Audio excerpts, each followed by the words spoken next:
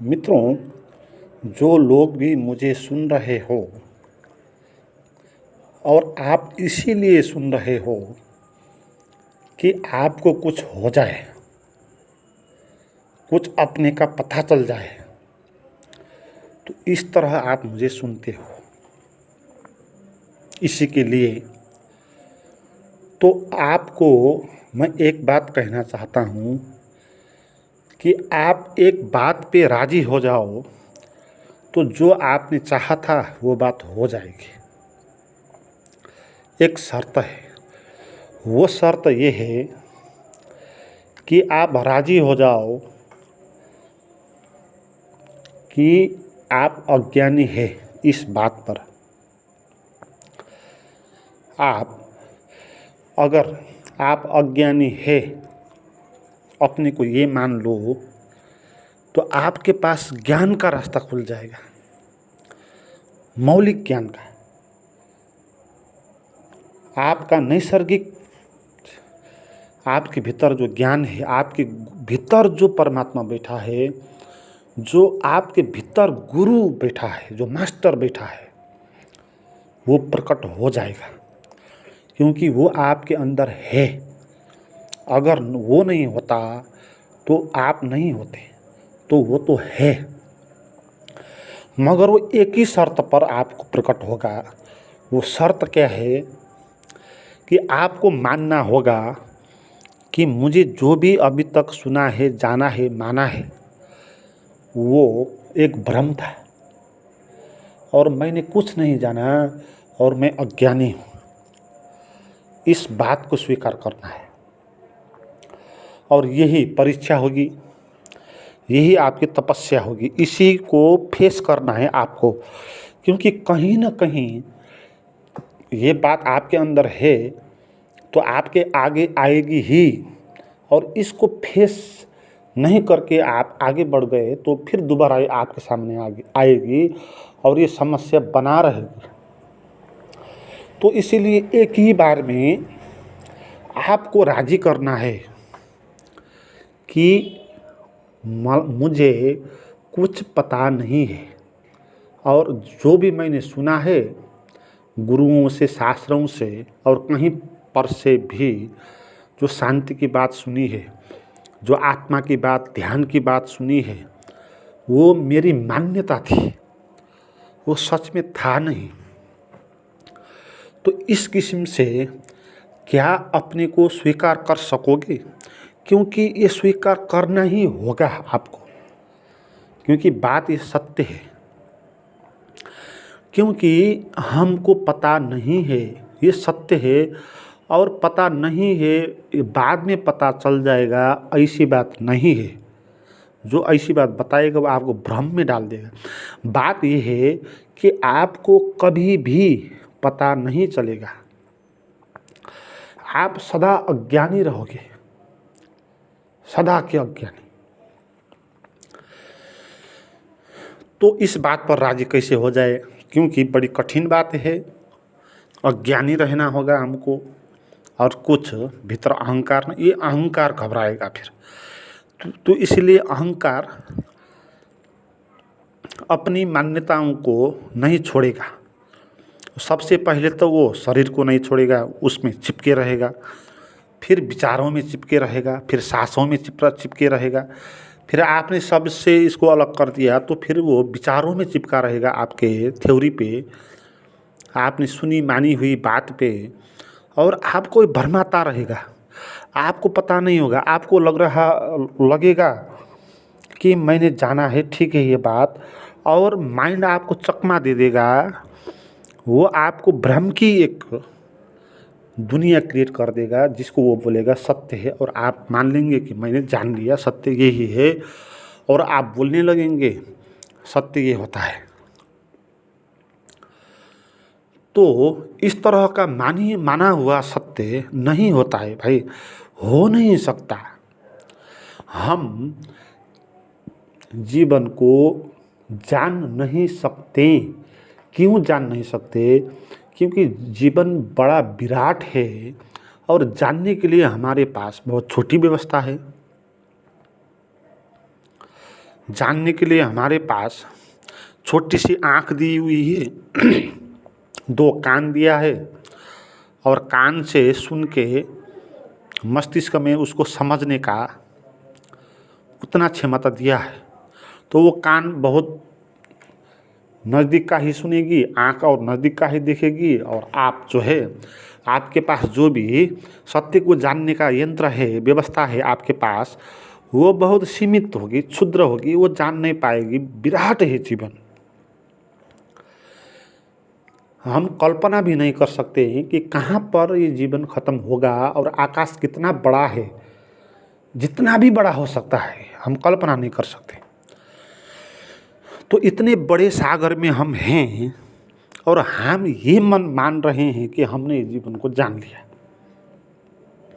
तो ऐसी बात हो गई जैसे किसी एक समुंदर में एक मछली ने ये मान लिया कि ये समंदर क्या है, मैंने जान लिया,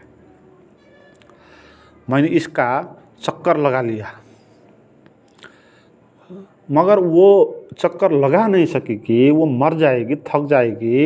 इतना बड़ा है सागर, तो ये संभव नहीं होगा। और वो नहीं थकेगी, नहीं रुकेगी, तो भी वो दौड़ने लगेगी, नहीं रुक कर, तो उसके पास पावर आएगा तो नहीं रुक कर दौड़ेगी, तो भी वो मर जाएगी 8-10 साल में, और वो कुछ किलोमीटर ही जा पाएगी। तो मित्रों, अगर किसी मछली ने ये मान लिया कि हाँ मैंने समुद्र को जान लिया, तो आप क्या बोलेंगे उसको? वो भ्रम में है, उसने किसी काल्पनिक समुद्र को जाना होगा अपने मन में, वास्तविक समुद्र को तो जाना नहीं जा सकता। तो ऐसे ही जब हमने भी इसी तरह मानना पड़ेगा कि हम जानते नहीं हैं।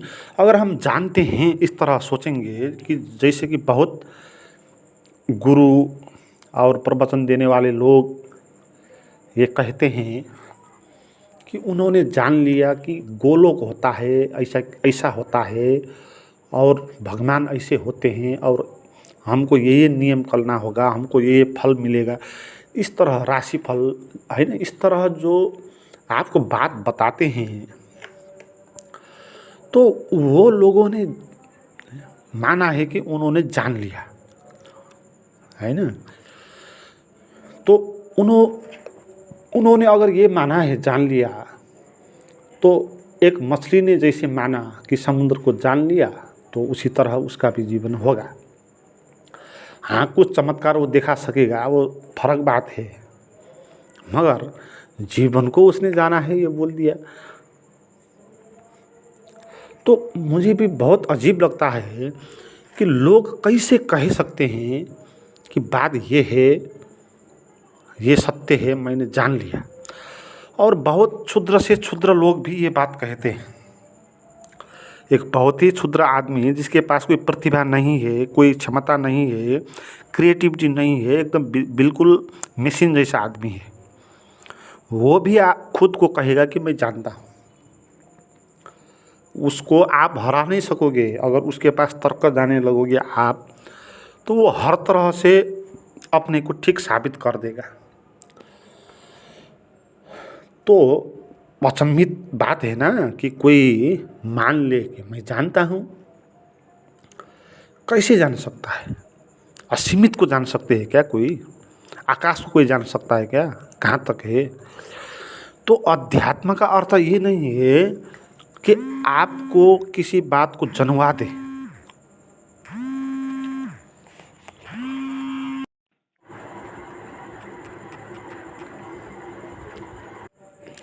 तो जान नहीं सकते ना। तो जो लोग आपको बोलेंगे कि आपको ऐसा करो, ये है, तो उसका अर्थ क्या है? वो बता रहा है कि मैं जानता हूँ, तू नहीं जानता है, इसीलिए तू ये कर। तो इस तरह लोग से व्यवहार करते हैं। तू नहीं जानता है, मैं जानता हूँ, इसलिए तू ये कर। उसको हम नियम दे देते हैं। हमारे समाज के जो नियम है वो क्या है?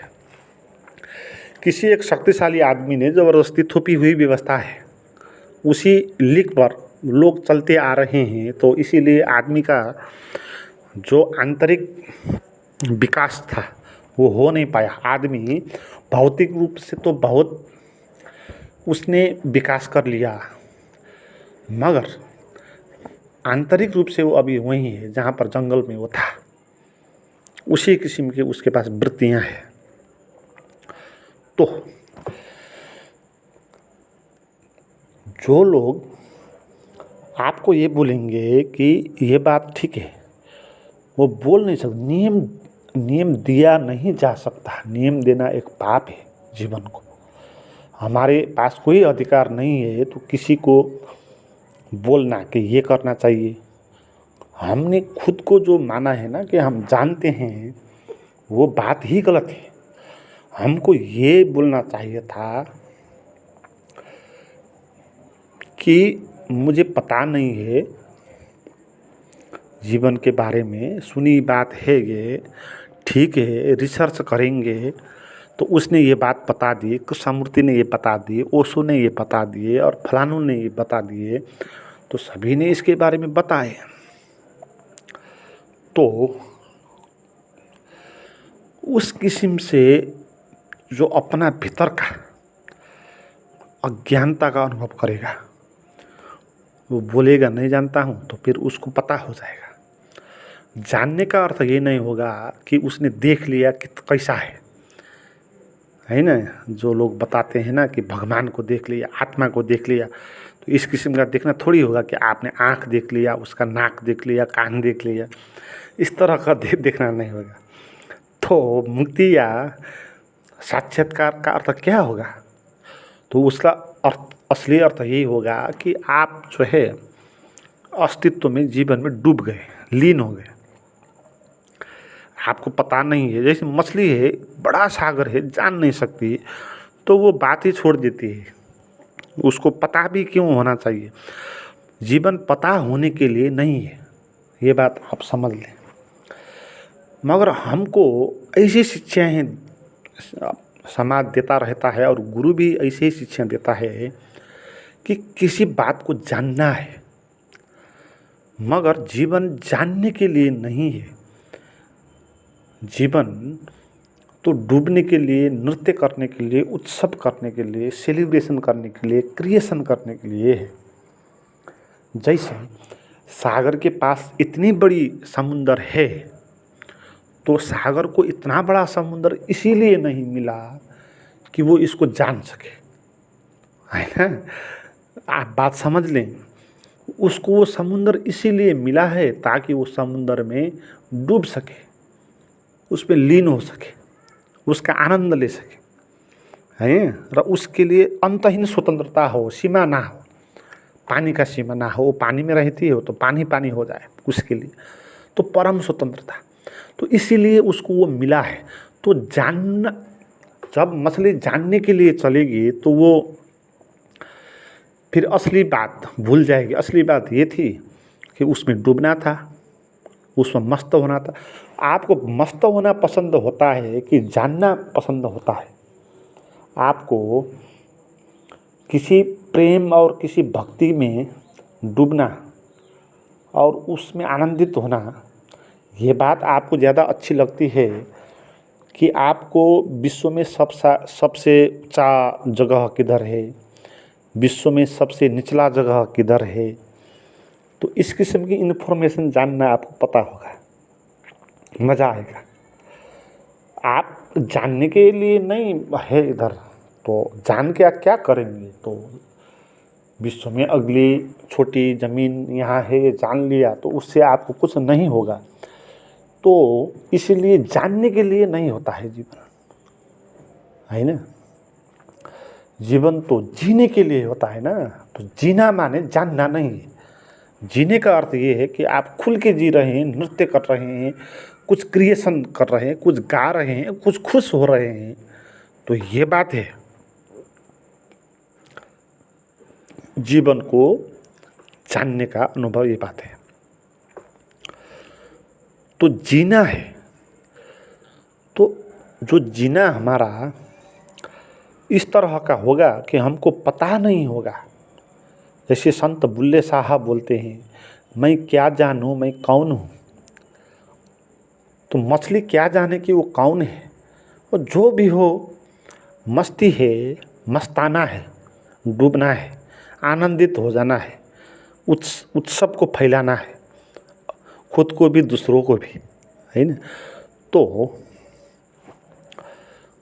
इस तरह की व्यवस्था है जीवन, और आप इसमें जानने लगोगे।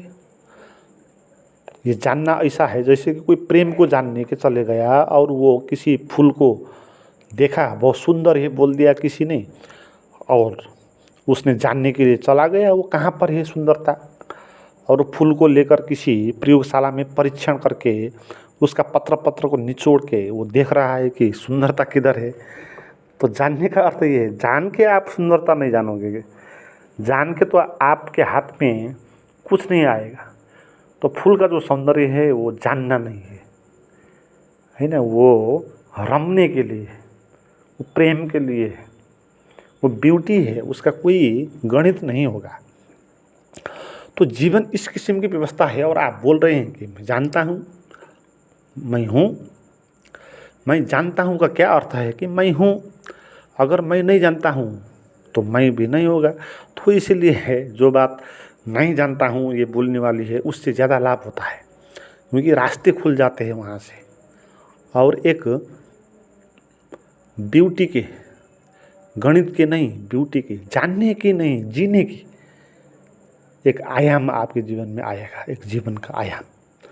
तो उस आयाम की खोज है।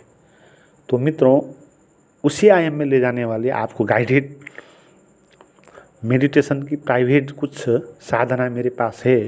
अगर वो आप देखना करना चाहते हैं तो उसके लिए आप मुझे बात करें, नंबर डिस्क्रिप्शन में दिया हुआ है।